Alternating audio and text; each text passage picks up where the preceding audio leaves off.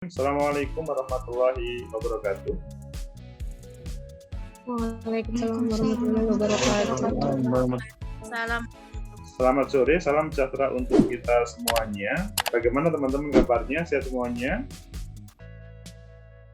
Ya, Pak. Alhamdulillah sehat. Alhamdulillah. Saya mendengar kata usia dari teman-teman sudah senang karena wajahnya kelihatannya kok membuat abstrak dan pendahuluan kelihatannya kok sudah capek semuanya. Ya, itu kan memang sebuah proses dari teman-teman untuk menuju masa depan. Dan kalau kalian semuanya memilih sosiologi, salah satu caranya ya untuk meraih masa depan dengan sebagai sosiolog, sebagai riset, maksudnya sebagai peneliti, dan selanjutnya. Maka kita beri latihan untuk meneliti, nanti teman-teman akan mudah dalam dunia kerjanya untuk meneliti. Teman-teman semuanya, pada pertemuan kemarin kita sudah menampilkan terkait dengan bagaimana asal-usul agama, bukan asal-usul agama, bagaimana sejarah tentang agama. Tapi pada kesempatan ini, tema yang kita bahas adalah asal-usul agama. Tentunya materi sudah kita sampaikan di konten. Saya tidak perlu mengulangi kembali. Saya hanya menitikberatkan bahwa asal-usul agama itu bisa dari teori batas akal, jadi sampai kita merasa agama muncul, agama ada, itu karena otak kita sudah tidak mampu. Jadi kalau otak kita mampu, kemungkinan kita sudah tidak butuh agama. Jadi kadang-kadang kita itu sekali lagi tidak secara langsung muncul kemudian ya Tuhan, ya Robbi, dan berbagai macam kalimat itu ketika dalam posisi otak kita sudah tidak mampu. Tetapi kalau mampu, agama itu terlupakan, Tuhan itu terlupakan. Selanjutnya, teori krisis dalam individu. Ketika ada sebuah krisis dalam individu, maka agama muncul. Jadi ketika tidak ada krisis, maka tidak ada masalah. Jadi karena krisis, ya seperti pada saat ini, teman-teman suasana krisis pandemi, akhirnya sedikit banyak ingat hadir yang namanya kehidupan agama ataupun Tuhan itu sendiri. Teori kekuatan luar biasa ini adalah yang sangat berhubungan dengan apa yang dipercaya oleh manusia. Di luar dari manusia itu ada kekuatan yang luar biasa. Di situ selanjutnya agama muncul, teori jiwa, wahyu Tuhan. Wahyu Tuhan selanjutnya ini adalah sebagai jawaban dari ya agama yang dia, maksudnya agama formal seperti agama-agama formal yang ada di Indonesia, di mana agama adalah agama yang diakui secara formal oleh negara. Jadi ada sebuah proses.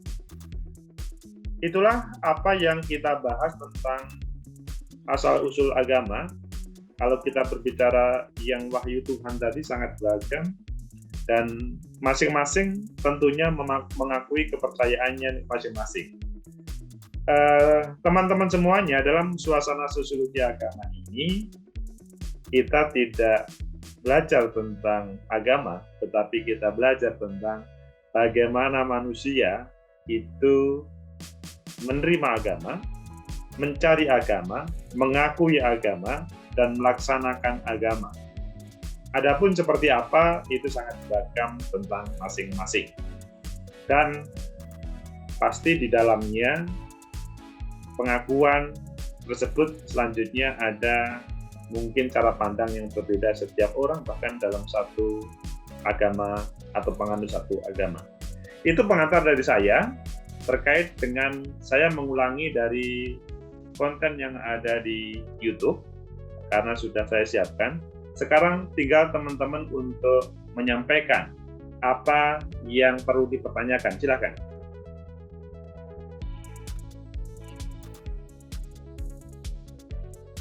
Silakan teman-teman.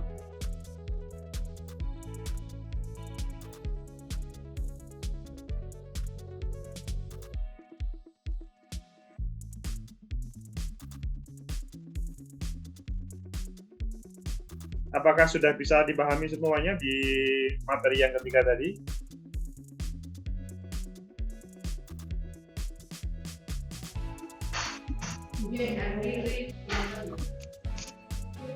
Nurjana bisa nyalakan? Ayo silakan kalau ada yang mau tanya. Mau menanggapi Pak. Silakan, Yosi Desabar, silakan. Tentang kalau orang beragama itu kan ya, kameranya ini kan sudah nyala belum Yosi? Sudah Pak. Oh tapi kok di tempat saya atau mungkin apa itu di tempat saya? Silakan Yosi. Kan tadi Bapak bicara tentang agama kan hanya datang di saat krisis kan Pak. Salah satunya, maksudnya seorang manusia, ya. Oke silakan, Yosi Destaba. Nah, terus itu kan banyak orang-orang yang ketika mereka meraih prestasi itu mengucap syukur seperti ya Tuhan terima kasih atas semua ini lah, itu berarti kontra kan Pak dengan teori yang katakan Pak Agus tadi. Terima kasih Mas Yosi. Jadi saya menyampaikan di konten itu sangat beragam. Salah satunya adalah tentang teori krisis jiwa. Tentunya sebaliknya. Jadi Mas Yosi, seperti penelitian teman-teman itu ya, penelitian teman-teman itu kan kalau ini mahasiswa sebanyak 90 nanti akan menghasilkan 90 teori. 90 teori pun nanti akan berhadapan dengan yang mungkin yang satunya ke kanan, yang satunya ke kiri, dan kemudian kita hadapkan. Saya menyampaikan teori krisis jiwa tadi, maka itu berbeda dengan teori tentang wahyu Tuhan. Berhadapan. Kalau teori wahyu Tuhan itu adalah sebagaimana yang disampaikan Mas Yosi tadi, dia pasti akan bersyukur. Kalau misalkan umat Muslim, alhamdulillah. Kalau misalkan Kristiani, puji Tuhan. Substansinya kan begitu. Nah, itu kan berangkat dari orang yang memang berasal dari penganut agama yang sudah berjalan selama ini. Sehingga hal itu teori mengakomodir terhadap orang-orang itu, dan itu tidak bisa kita jadikan satu. Jadi kalau misalkan Mas Yosi adalah penganut atau pengikut dari agama formal, maksudnya agama berasal dari wahyu Tuhan, maka keberadaan terkait dengan krisis jiwa itu mungkin tidak terjadi. Tetapi sangat mungkin suatu saat itu terjadi ketika Mas Wahyu pada posisi selalu senang, bahkan kemudian kalau misalkan Mas Wahyu itu suka ke masjid atau ke gereja, tahu-tahu lama tidak ke masjid atau ke gereja, kemudian gara-gara ada sebuah krisis baru ke masjid atau ke gereja. Jadi ke masjid gara-gara ada sebuah krisis. Begitu Mas Yosi. Ya Pak. Terima kasih, sangat dipahami. Oke, terima kasih Mas Yosi. Silakan teman-teman kalau misalkan menanyakan lainnya.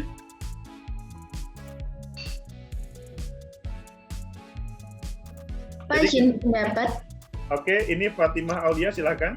Ya, mengenai YouTube Bapak yang tadi ada slide yang mengatakan bahwa agama terdahulu itu seperti animisme, dinamisme, dan lain sebagainya. Ya. Nah, menurut saya itu dinamisme atau animisme pun 5-6 tahun yang lalu itu masih ada di sekitar saya gitu Pak. Seperti penyembahan pohon, seperti itu. Nah, itu apakah itu ya Pak ya? Apa hingga sekarang memang belum bisa dikaji dan belum bisa dihilangkan, tapi di konten Bapak itu agama terdahulu, berarti kan harusnya sekarang sudah hilang begitu. Terima kasih Pak. Terima kasih Fatimah Aulia, itu adalah sebuah kritik Fatimah Aulia terhadap konten saya, dan memang kalau berbicara konten sepintas itu kalau tidak diberi masukan begini kan mungkin tidak bisa dipahami apa maksud saya menampilkan konten tersebut. Jadi animisme dinamisme yang awalnya itu adalah dahulu, yang taruhlah belum ada secara formal wahyu Tuhan turun, itu selanjutnya pada kesempatan ini masih terjadi. Bahkan mungkin Fatimah Aulia, di tetangganya Fatimah Aulia, itu dia juga penganut dari wahyu Tuhan, tetapi juga mengikuti animisme dinamisme. Dia bercabang. Iya kan? Ya mungkin di dalam KTP-nya atau bahkan di dalam keseharian mengikuti agama A begitu, saya tidak harus menampilkan agamanya, tetapi di sisi yang lain dia menampilkan animisme dan dinamismenya. Nah, di situ selanjutnya pada posisi sekarang kita kan tidak belajar tentang agama itu sendiri, tetapi ketika sosiologi agama melihat manusia dari kacamata bagaimana sih seseorang itu melihat agama atau menganut agama, maka pada berbagai hal, minimal 6 hal itu tadi selanjutnya kita bisa meresapinya. Gak taunya pada faktanya ada yang sudah menerima agama wahyu Tuhan, tetapi animisme, dinamisme ada. Dan hal itu sebetulnya kalau kita telusuri bisa menjadi sebuah temuan asal-usul agama yang baru. Jadi ada sebuah campuran antara asal-usul agama, maksudnya dari seseorang. Seseorang menganut sebuah agama, dia sangat bisa dari wahyu Tuhan dan animisme dan dinamisme. Intinya adalah menurut dia ada sebuah kekuatan. Ini sebetulnya Fatimah Aulia menarik untuk diteliti. Apakah yang bersangkutan itu memang betul ada keturunan atau hanya satunya itu hanya mungkin mengikuti tradisi yang ada, bukan agama tetapi hanya sebuah tradisi. Begitu Fatimah Aulia. Begini Pak, untuk agama wahyu Tuhan itu apakah yang dimaksud itu agama formal di Indonesia ya Pak? 6 keyakinan yang dipercayai itu, apa beda lagi Pak? Karena jika 6 keyakinan tersebut kan ada Buddha Hindu yang Tuhannya itu tuh seperti dewa gitu. Apa begitu Pak maksudnya? Terima kasih. Jadi wahyu Tuhan itu mendasarkan pada keberadaan Tuhan, wahyu. Jadi ngomong Hindu Buddha ya termasuk di dalamnya ketika ngomong Indonesia. Nah, sekarang adalah mungkin saya sama Wahyu tidak bisa mendalam tentang Hindu Buddha karena mungkin tidak belajar secara khusus tentang agama Hindu Buddha, bagaimana Tuhan menurunkannya. Mungkin yang diketahui adalah Hindu Buddha ada mempunyai dewa-dewa, tetapi di dalamnya ada kitab sucinya. Nah, bukan mungkin, yang terjadi di negara Indonesia selanjutnya Hindu dan Buddha adalah salah satu agama yang di situ juga wahyu Tuhan. Nah, tentunya di luar negeri kemungkinan ada yang lainnya. Apalagi kalau taruhlah di dalam Islam saja ya. Di dalam Islam, maaf yang non-muslim ya, saya menjelaskan mungkin hanya untuk pengetahuan tambahan dari teman-teman. Islam itu Nabi dan Rasul itu ada 25. Tetapi selain itu kan masih ada nabi-nabi yang lain, rasul-rasul yang lain, yang selanjutnya dalam amanahnya, risalahnya, kemungkinan juga membawa agama, tetapi ya pengetahuan kita tidak sampai begitu. Fatimah Aulia itu loh, tentang buyutnya saja tidak tahu, apalagi Nabi Muhammad, apalagi 25 Nabi dan Rasul, apalagi nabi-nabi yang lainnya. Itu kan memang kalau kita tidak mempelajari secara secara mendalam semuanya, maka kemungkinan kita hanya melihat sepintas dan kita tidak boleh untuk langsung memberi justifikasi tentang sebuah kebenaran. Tetapi sosiologi agama mengajarkan bahwa cara mengenal agama, cara mengenal agama orang-orang itu beragam. Adapun nanti masuk surga neraka ya biar yang bersangkutan terkait dengan keyakinan agamanya masing-masing. Kalau kita, bagaimana kita hidup bersama di negeri kita dengan berbeda-beda agama dan diakui terkait dengan perbedaan. Begitu, Fatimah Aulia. Terima kasih, Pak. Terima kasih, Fatimah Aulia. Masih ada waktu, silahkan teman-teman kalau memang ada yang masih mau menyampaikan terkait dengan gagasannya atau pendapatnya. Pak, mungkin saya mau menanggapi mengenai Fatimah tadi ya. Oke, silakan Winona. Ya, setahu saya agama itu dibagi menjadi dua, yaitu agama Abrahamik yang kayak berasal dari Abraham seperti agama Islam, Kristen, dan Yahudi. Dan sisanya itu adalah agama-agama yang berasal dari perkembangan kebudayaan dan kepercayaan daerah. Jadi juga termasuk dalam kayak agama-agama terdahulu, mungkin seperti kayak Kejawen atau Hindu Buddha seperti itu. Jadi kalau untuk wahyu Tuhan ini biasanya lebih ke agama-agama Abrahamik ya, seperti itu. Saya pikir apa yang disampaikan Winona Kalista ini sebagai tambahan saja, tetapi mungkin orang lain mempunyai perspektif yang berbeda. Tetapi boleh menurut saya Winona untuk menyampaikan seperti itu karena ya memang ada sebuah pemahaman segaris terkait dengan Abrahamik itu tadi. Jadi antara Yahudi, Nasrani sama Islam itu ya semua dari Ibrahim atau Abraham gitu. Saya pikir itu menjadi pengetahuan kita bersama dan kita membahas semuanya karena di luar kita, maksudnya luar orang Indonesia, itu pasti ada asal-usul agama yang menarik untuk kita bahas. Ada tambahan, Winona?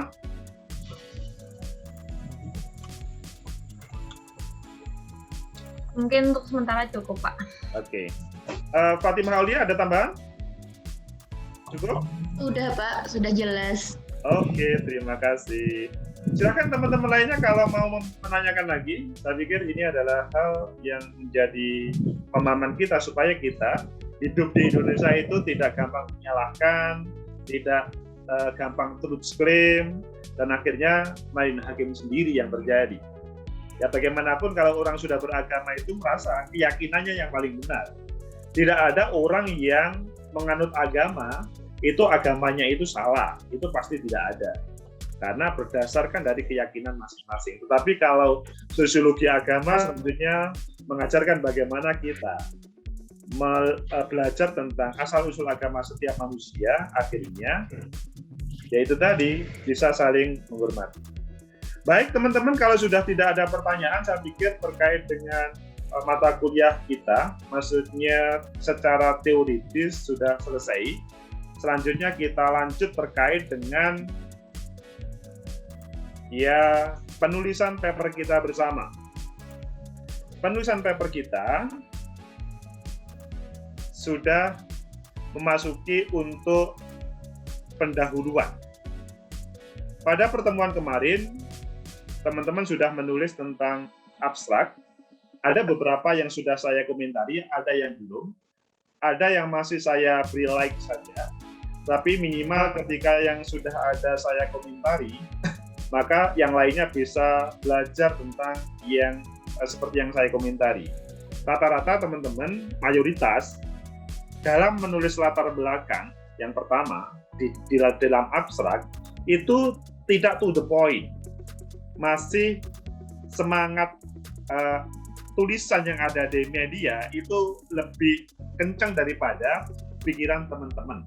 Coba itu diganti bagi yang merasa bahwa itu bahasa media, bukan bahasa teman-teman. Kalau saya melihat judul teman-teman, itu sudah sangat bagus. Gara-gara kena bahasanya media, menjadi amburadul. Jadi, tolong latar belakang.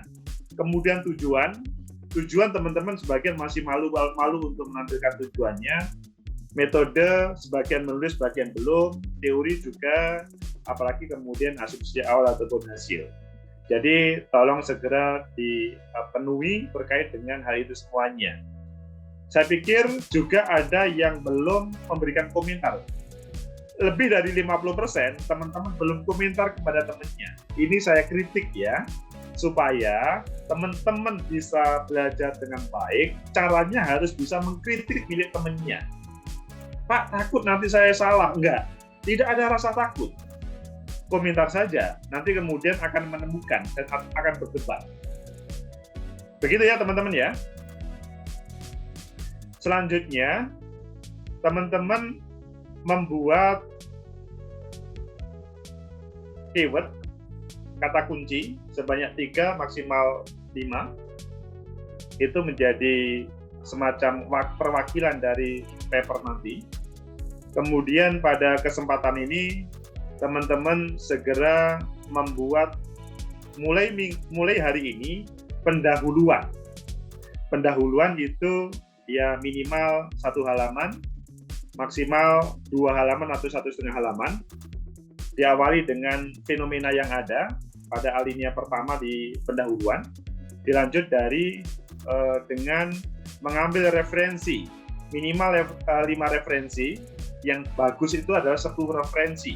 5 yang dari jurnal nasional, 5 yang dari jurnal internasional. Sosiologi agama sangat banyak. Selanjutnya, teman-teman memperdebatkan antara temuan satu dengan lainnya dari 5 atau 10 dari jurnal tersebut. Sesudah terjadi perdebatan, maka menampilkan sesuatu yang baru dari dihadapkan dengan judul atau abstrak teman-teman. Maka selanjutnya di akhir dari pendahuluan hadir yang namanya novelty, kebaruan.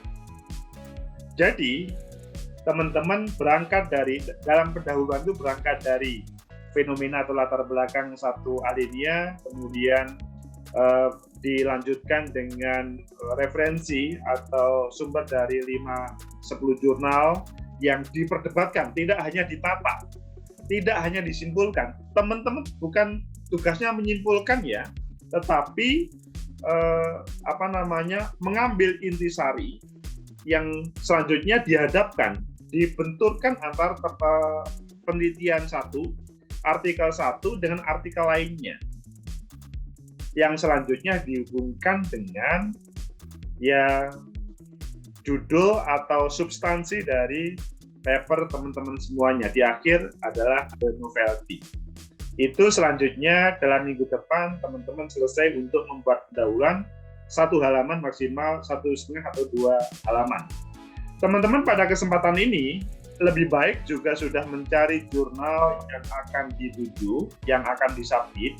Seperti pada proses modal dahulu bagaimana mencari jurnal yang Sinta 3, 4, 5, ataupun 6, apalagi kalau Sinta 2 itu lebih bagus lagi. Sinta 3, 4, 5, 6. Kalau ada yang tembus Sinta 2, nanti saya beri bonus 500.000. Nah, itu kalau tembus Sinta 2. Tetapi kalau Sinta 3, 4, 5, 6, saya tidak memberikan bonus 500.000. Itu yang biasa. Jadi segera bagaimana cara membuat tulisan, teman-teman melihat dari semua yang ada di masing-masing jurnal terkait dengan template dan guideline. Sehingga nanti tata cara penulisan teman-teman tidak salah. Silakan kalau ada yang dipertanyakan teman-teman.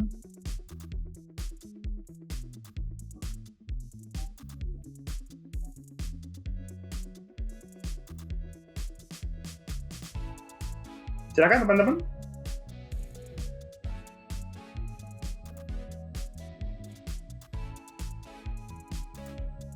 Baik, kalau sudah tidak ada pertanyaan maka saya cukupi terkait dengan pertemuan kita kali ini. Secara teoritis, pertemuan kita ketika kita berbicara tentang asal-usul agama. Kemudian secara praktis, kita untuk paper kita hari ini kita masuk ke ranah yang penting, yaitu tentang pendahuluan sebuah paper. Semoga ada manfaat, semoga menjadi semangat bagi teman-teman untuk mengikuti, maksudnya menambah pengetahuan tentang sosiologi agama. Yang lebih penting, ini adalah modal bagi teman-teman untuk meraih masa depan. Akhirnya, semoga sehat semuanya. Assalamualaikum warahmatullahi wabarakatuh. Waalaikumsalam warahmatullahi wabarakatuh. Terima kasih, Pak. Sama-sama. Terima kasih, Pak. Sama-sama.